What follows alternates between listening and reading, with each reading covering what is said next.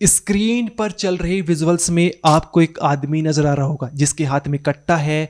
दीवार के सहारे वो बैठा हुआ है और कट्टे को लगातार लहरा रहा है और उसके चलते लोगों को डरा रहा है। इस आदमी का नाम अरविंद ठाकुर है और इसने अभी अभी जो है अपनी लिव इन पार्टनर नंदिनी का कत्ल कर दिया है। दिन दहाड़े बीच सड़क पर नंदिनी पर 5 गोलियां दागी, जिसमें से 4 गोलियां नंदिनी के शरीर पर जाके लगी और 1 गोली जमीन में धंस गई। जहां पर इस आदमी को आप बैठे हुए देख रहे हो, यहीं से 10 से 15 मीटर दूर जो है नंदिनी की लाश पड़ी हुई है, जो खून से लथपथ है, घायल अवस्था में है और कोई उसे नहीं बचा पा रहा है क्योंकि अरविंद किसी को पास नहीं आने दे रहा है। हम नंदिनी की लाश की विजुअल्स आपको नहीं दिखा सकते, लेकिन जो नंदिनी की लाश से करीब 10 से 15 मीटर दूर दीवार के सहारे अरविंद ये बैठा हुआ है और वहीं से एक फेसबुक लाइव करता है। क्या कुछ फेसबुक लाइव पर कहता है, आप पहले वो सुनिए। भाइयों, इसने मेरे ऊपर झूठा केस लगाया था अपने बॉयफ्रेंड के कहने पे। उसका नाम है अंकुश, वो भी इसके साथ में भग गए। अंकुश कल्लू। इस फेसबुक लाइव के बाद जो है तमाम लोगों की भीड़ और पुलिस के तमाम अफसर और लगभग 25 से 30 जवान ये ग्वालियर डिवीजन क्रिकेट एसोसिएशन का जो स्टेडियम है वहां पर मौजूद हो जाते हैं, जहां पर ये आदमी अरविंद ठाकुर फेसबुक लाइव कर रहा था, जहां जो है इसने अपनी लिव इन पार्टनर नंदिनी का कत्ल कर दिया है, उसको गोले से भून दिया है। आप देख सकते हैं कि ये दीवार के सहारे बैठा हुआ है। एक सड़क आपको दिखाई दे रही होगी, एक सड़क, और इस सड़क की एक तरफ जो है लगभग 100 से ज़्यादा लोग मौजूद हैं जो ये सब कैमरे में रिकॉर्ड कर रहे हैं। उसमें से कुछ मीडिया कर्मी मौजूद होते हैं और एक तरफ पुलिस की टीम है जो छुपके से जो है इस पर वार करती है, पत्थर फेंकती है। लोग जो भीड़ होती है वो भी इस पर लगातार पत्थर फेंक देती है ताकि किसी तरह से जो है कट्टे को फेंक दे और पुलिस की गिरफ्त में आ जाए। लेकिन आधे घंटे तक ये ड्रामा चला और ये जो अरविंद ठाकुर है ये किसी की पकड़ में नहीं आता। जैसे ही कोई आदमी या पुलिसकर्मी इसके पास जाने का प्रयास करता है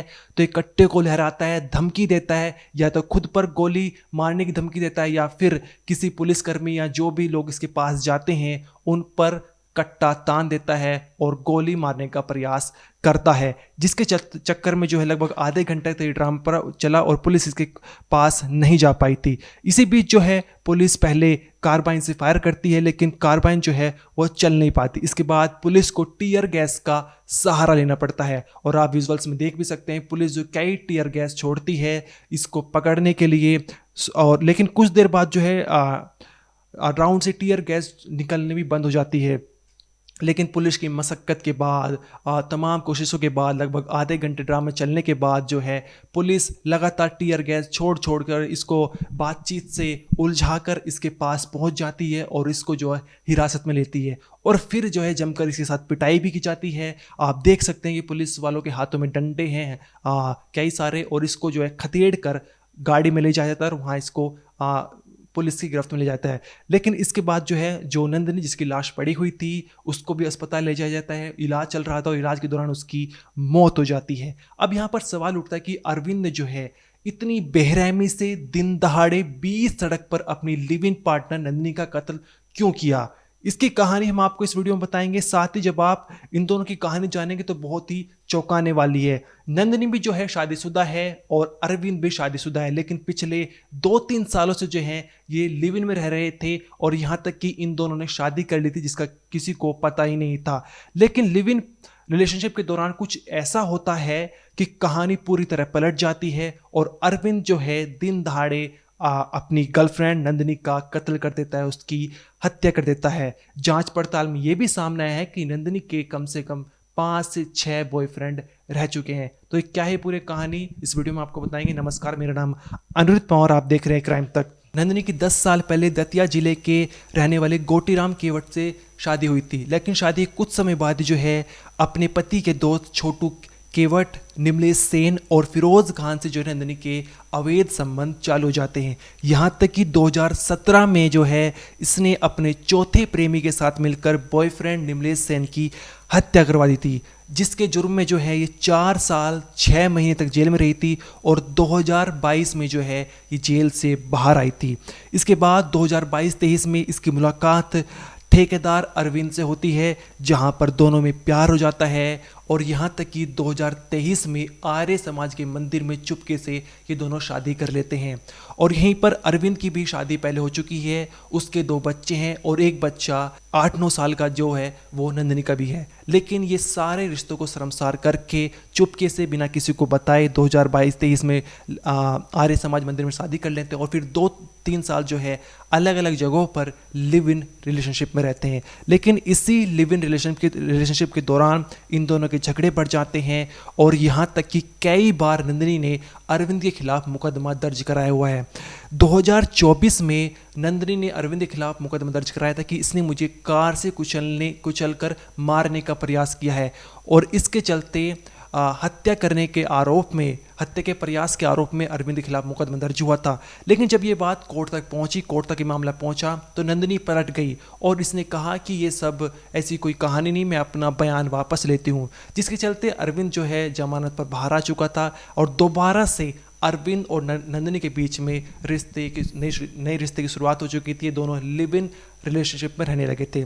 लेकिन इसके बाद बताया जा रहा है कि नंदिनी ने अरविंद के ऊपर दबाव डाला कि तुम अपनी पत्नी को छोड़ दो और मुझसे कथित रूप से जो शादी कर लो। यहाँ तक कि इसने संपत्ति हड़पने का भी दबाव बनाया था कि ये अरविंद की संपत्ति लेना चाहती थी। वहीं जो है 2 बॉयफ्रेंड और सामने आए हैं जिनके नाम है अंकुश और एक का नाम है कल्लू। अब ये दोनों जो बॉयफ्रेंड है, जिस दिन ये वारदात घटी यानी 12 सितंबर की दोपहर की, ये नंदिनी के साथ पुलिस स्टेशन जा रहे थे, पुलिस में कार्रवाई करने जा रहे थे अरविंद के खिलाफ।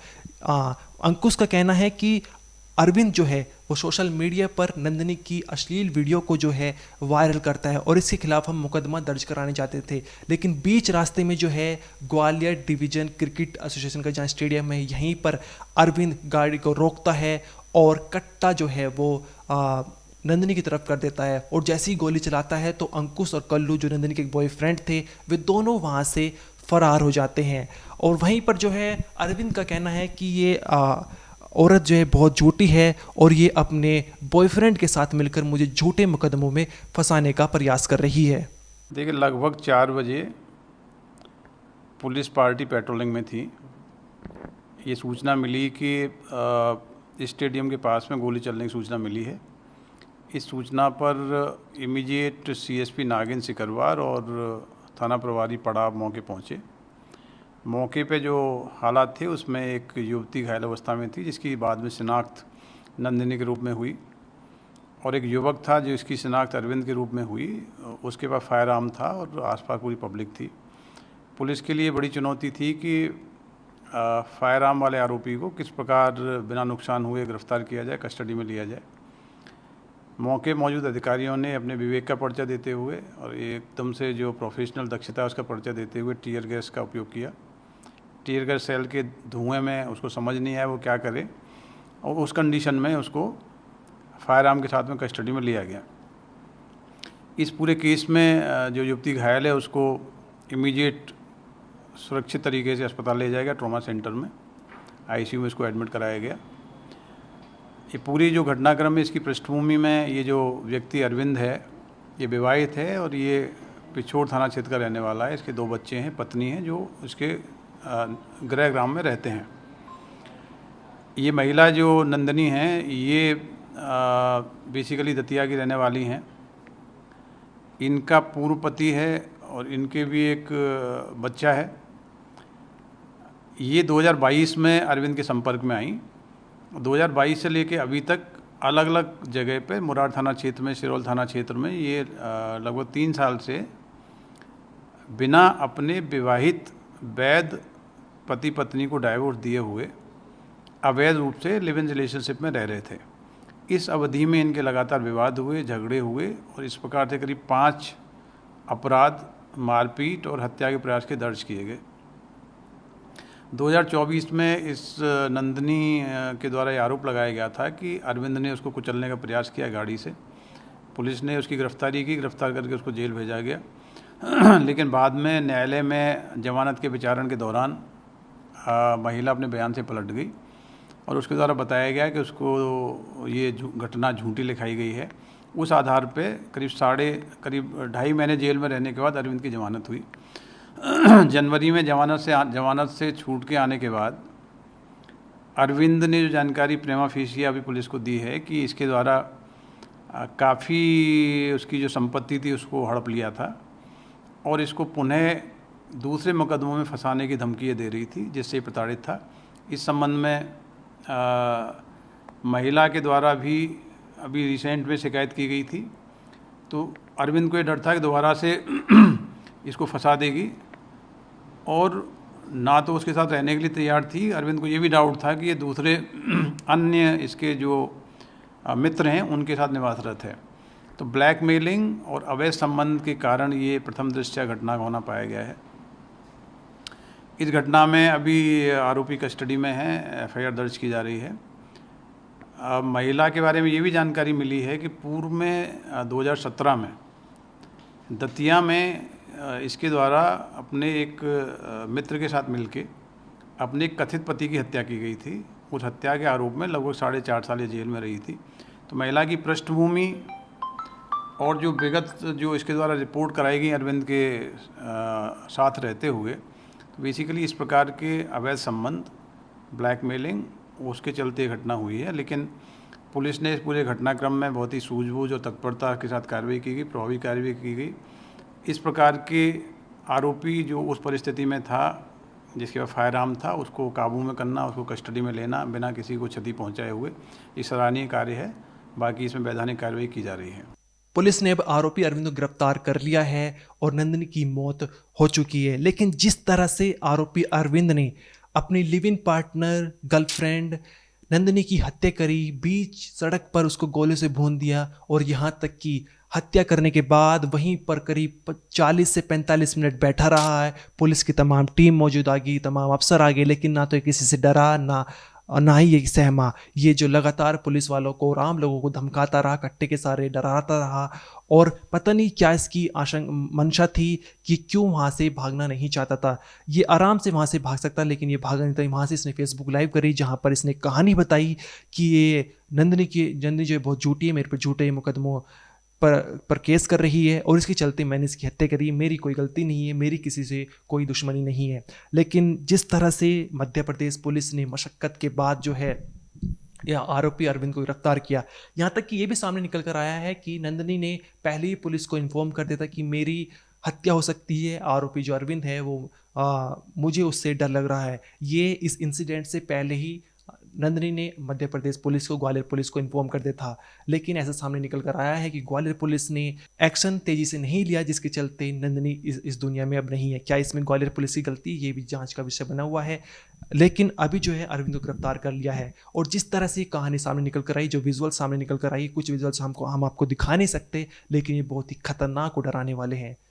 आगे जो भी अपडेट इस केस में आएगी हम आपको जरूर बताएंगे इस वीडियो में। तो नहीं, आप देखते रहिए क्राइम तक।